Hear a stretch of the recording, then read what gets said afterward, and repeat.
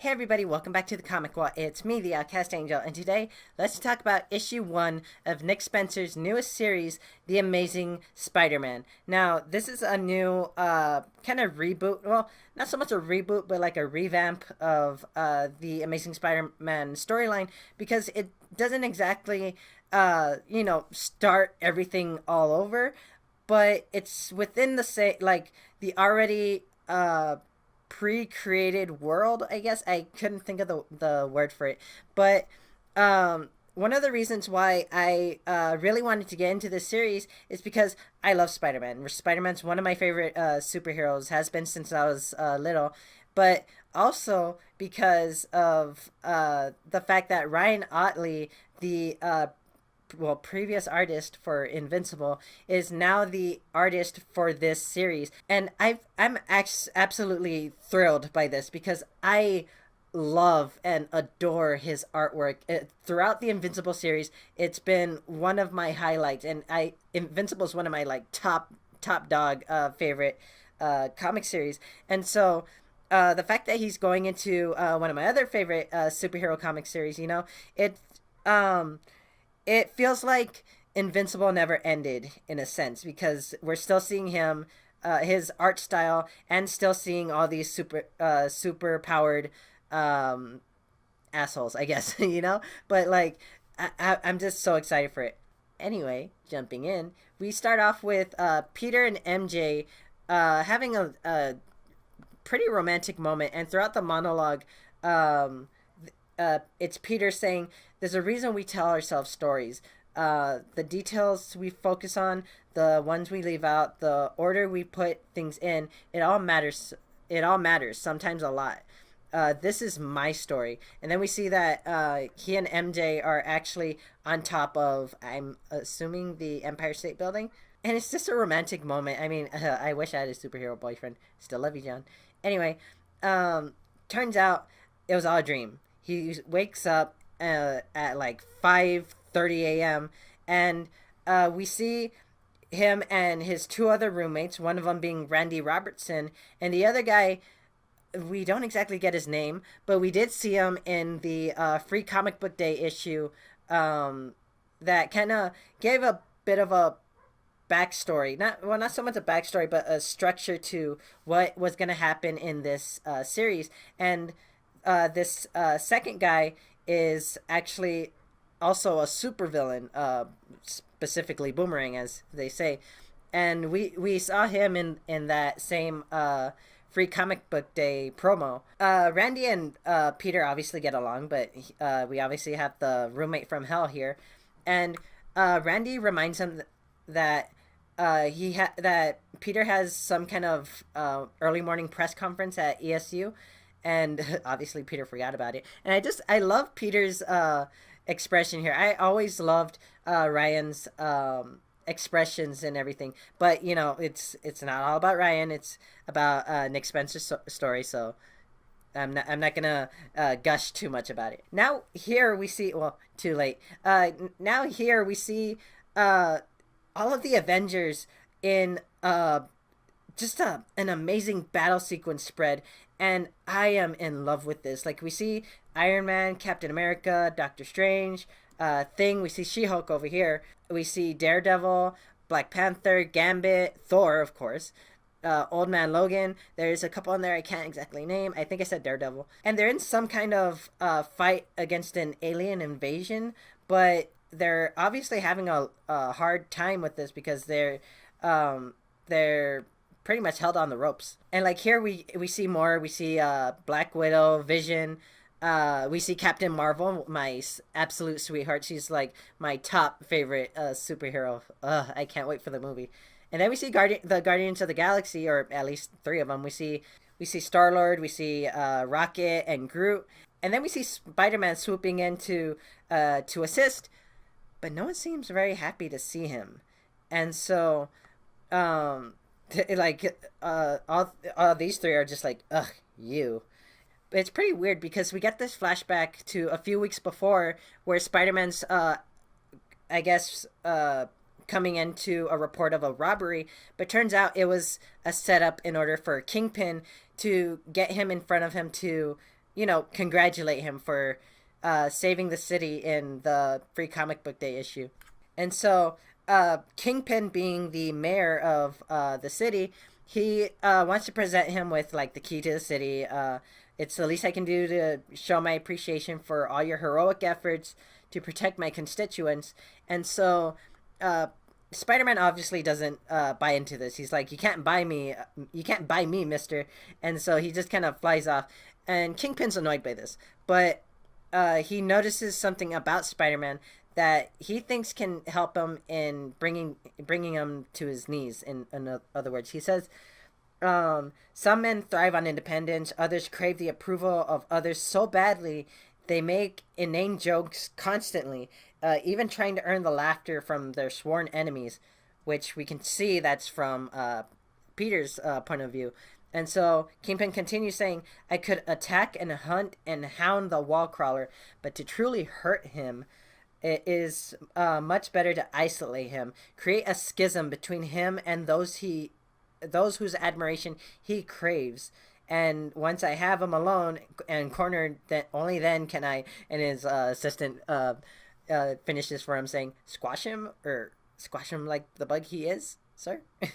So back to the fight. Spider-Man's still trying to make these stupid jokes, kind of say, hey, come on, we're buddies, what's going on, whatever, and while he's fighting alongside Johnny Storm, or Human Torch, he's like, he doesn't like you, I don't like you either. He's like, and Spider-Man's just like, not now. But as he's distracted, Johnny actually gets ambushed by one of these little bug things, and it kind of piggybacks on him while just shoving its tentacles into Johnny's mouth.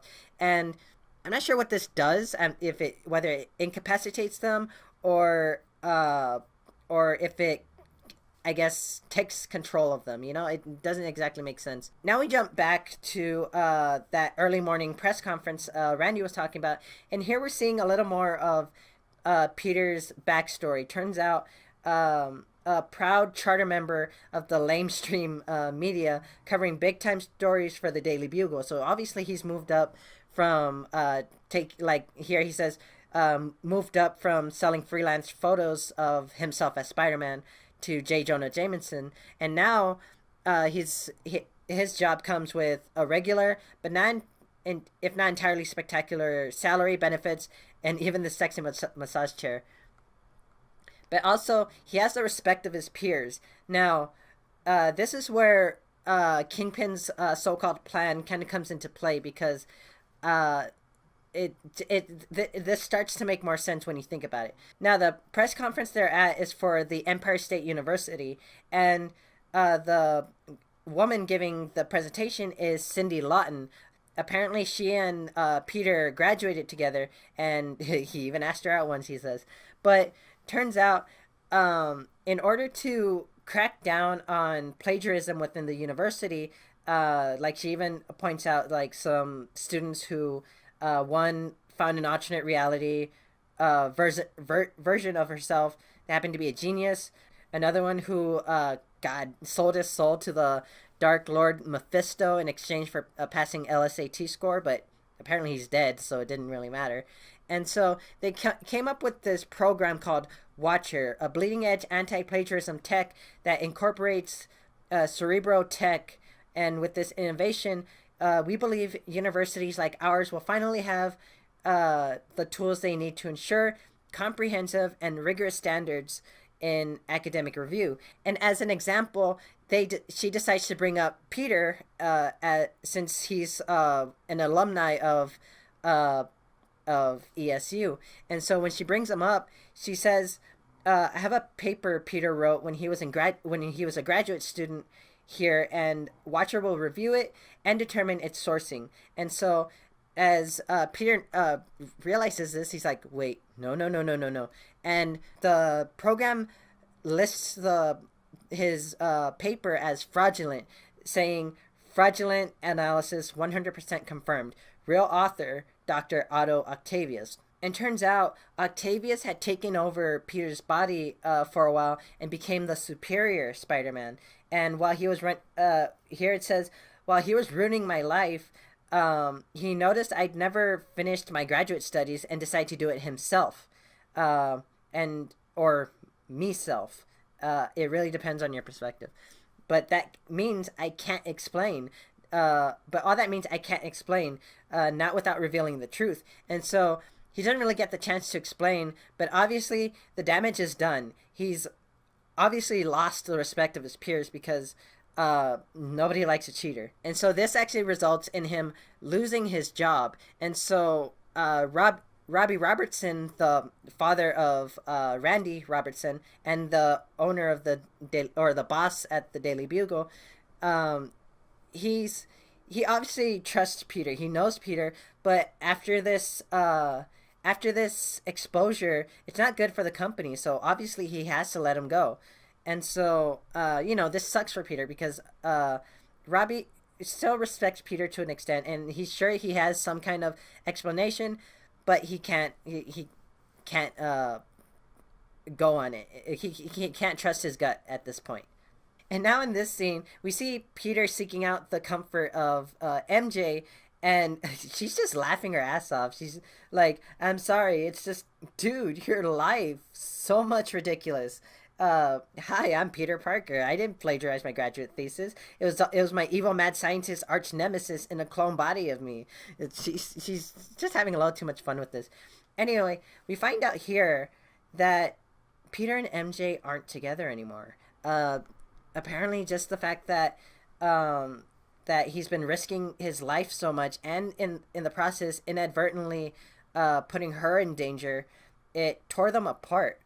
And so they're still best friends, of course, but he wishes there was still more. And I absolutely love. I can't get enough of this art style. It's just my it's like my childhood here. Anyway, as Peter's still kind of feeling sorry for himself, MJ brings up the fact, "Did you explain this to Aunt May?" And obviously he hasn't. And so here we see Peter rushing over to Aunt May's house, but turns out Aunt May already found out. And it's so heartbreaking just to hear her building him up, and then just dropping him because of how disappointed she is. She says, "I share a lot of the news articles I follow with my friends. I let them know how proud I am that my nephew is a newspaper editor. He worked his way up from freelance photography to his own corner office. She was proud of him when he got the job at Horizon Labs, and then when he started his own company. But then when that failed and the damage it did to the foundation in his Uncle Ben's name, she was still proud of him. But then the fact that the fact that he's being painted out as a liar, it's obviously not doing well for her. But this is weird because Aunt May knows Peter. So how on earth would she believe that he would be dumb enough to falsify a paper? Those kind of things will mess up your life. We're seeing what's doing to Peter here. And so, it just doesn't make sense to me. Anyway, we're back to this alien invasion, and most of the Avengers have been overrun, but Peter's still fighting. And as he's fighting, he's still thinking about all this going on. The fact that he feels like he's let everyone down, which technically he didn't, because, in a way he did, because, yeah, he knew that Otto Octavius, finished graduate school for him, but he didn't say anything, and he used that to build himself up.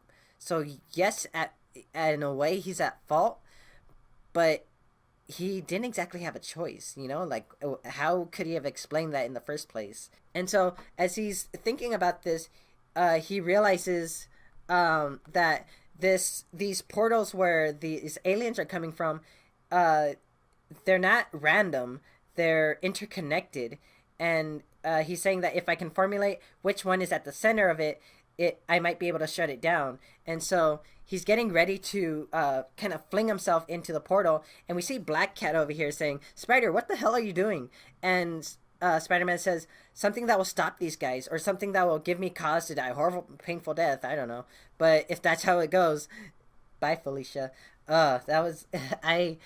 That just made me laugh my ass off because it was just amazing. And so Spider-Man flings himself up into the sky, into the center of this portal, and he's almost. It almost seems like he's ready to die. And I mean, I guess he has good reason to, because I mean, with the fact that all this has pretty much messed up his life, I couldn't blame him. In other words, but as he flies through the air, he crashes into this like spaceship bubble, and it turns out it the person manning it is Mysterio, which is it seems which this scene kind of paints him out to be like one of the worst superheroes here. I mean, next to Rhino we see here, but Spider-Man takes him down pretty easily, wraps him up, and something funny that Mysterio says is that I just wanted to try something different. I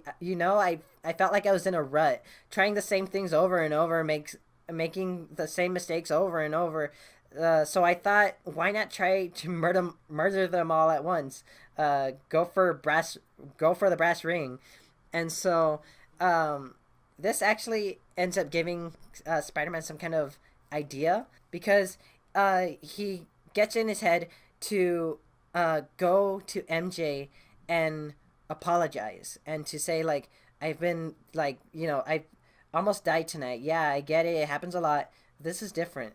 The truth is, if I'm being honest, nothing has felt right for a long time. I can do a lot of things, swing from buildings, climb walls, all that stuff, and do it right, but I need you. I wish I had all the answers. I wish I knew how to make everything better and safer and easier, but I can't. I just can't anymore. Maybe it was a mistake. I'm sorry. But we see MJ stopping him, saying, "Easy, Tiger." And I love it when she calls him Tiger. And they make up and they're back together. And so MJ ends this issue with, "We're in this together, Pete. We always were." And so I'm super excited for this series because it's I've actually never caught up with most of the Spider-Man series. I've read a few story arcs here and there, but I haven't actually read through every single issue. But it's still, he's still one of my favorite characters, and I hope I don't like piss off too many Marvel fans with this video. And toward the end of this issue, we get a quick little excerpt of Mysterio's arraignment. And while he's choosing to represent himself, he actually gets an attorney coming in who turns out to be the Beetle. And so her real name, Janice Lincoln, she's coming in to defend him, claiming insanity. Putting out an insanity plea. But while she's trying to defend him, this weird thing starts happening. She starts vomiting insects. The judge starts getting torn apart by rats, and we see just this whole the whole courtroom kind of just falling apart around Mysterio. And turns out it's Death. He just looks amazing here. Just a fantastic job by Ryan Ottley. At least I think it's Ryan Ottley. It kind of looks a little different here, so if I'm wrong, let me know. Anyway, Death is kind of like saying, you owe me. I've let you get away so many times, but you haven't proven yourself for those chances, I guess. And so Mysterio begs for another chance, saying, I won't fail you again. And so Death gives him another chance. But turns out this has all been a hallucination for Mysterio, and this actually helps his insanity plea. So this actually helped him kind of get away with it, in other words. Now in this last sequence, we see Peter meeting up with the girl from the presentation at ESU, and turns out that Peter is going to have to take the classes he needs to actually earn his not doctorates but graduate degree. And so he's shown to his classroom, and turns out his teacher is actually the Lizard, or Dr. Kirk Connors.